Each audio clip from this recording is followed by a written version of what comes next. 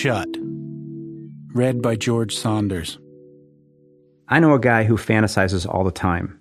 I mean, this guy even walks down the street with his eyes shut. One day, I'm sitting in the passenger seat of his car, and I look over to the left and see him with both his hands on the wheel and his eyes shut. No kidding. He was driving like that on a main street. Haggai, I say, that's not a good idea. Haggai, open your eyes. But he keeps driving like everything's fine. You know where I am now, he asks me. Open your eyes, I say again. Come on, it's freaking me out. Miraculously, we didn't crash. The guy would fantasize about other people's homes, that they were his, about their cars, about their jobs. Never mind their jobs, about his wife. He'd imagine that other women were his wife. And kids, too. Kids he met in the street or the park or saw on some TV series, imagining they were his family instead of his own kids. He'd spend hours doing it. If it was up to him, he'd spend his whole life at it. Haggai, I say to him, Haggai, wake up. Wake up to your own life. You have an amazing life, a fantastic wife, great kids. Wake up. Stop, he answers from the depths of his beanbag. Don't ruin it. You know who I'm with now? Yotam Ratsabi, my old army buddy. I'm on a Jeep tour with Yotam Ratsabi. Just me, Yodi, and little Evyatar Mendelsohn. He's this wise-ass kid from Amit's kindergarten. And Evyatar, the little devil, says to me, Dad, I'm thirsty. Can I have a beer? Picture it. The kid's not 7 yet. So I say, no beer, Evie. You know Mom says it's not allowed.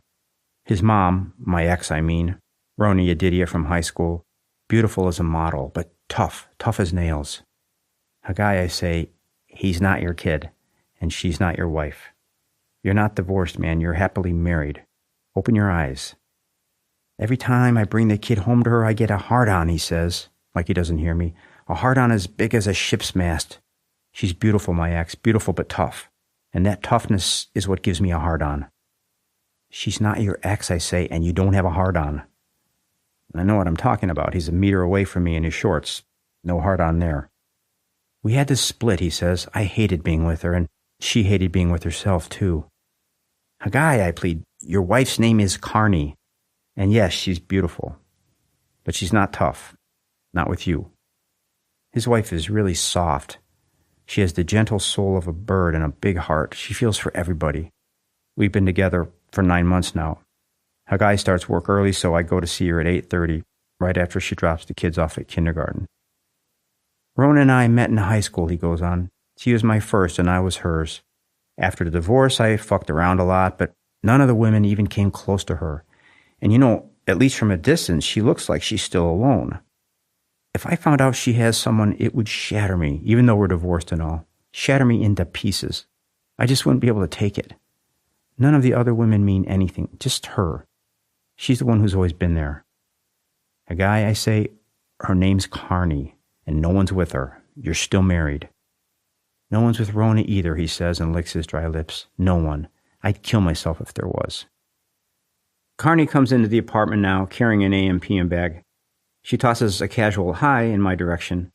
Since we've been together, she tries to be more distant when other people are around. She doesn't even say hi to Haggai. She knows there's no point talking to him when his eyes are shut. My house, he says, right in the center of Tel Aviv. Beautiful, with the mulberry tree right outside the window. But it's small, way too small. I need another room. On the weekends, when I have the kids, I have to open the living room couch. It's a real pain in the neck. If I don't find a solution by summer, I'll just have to move.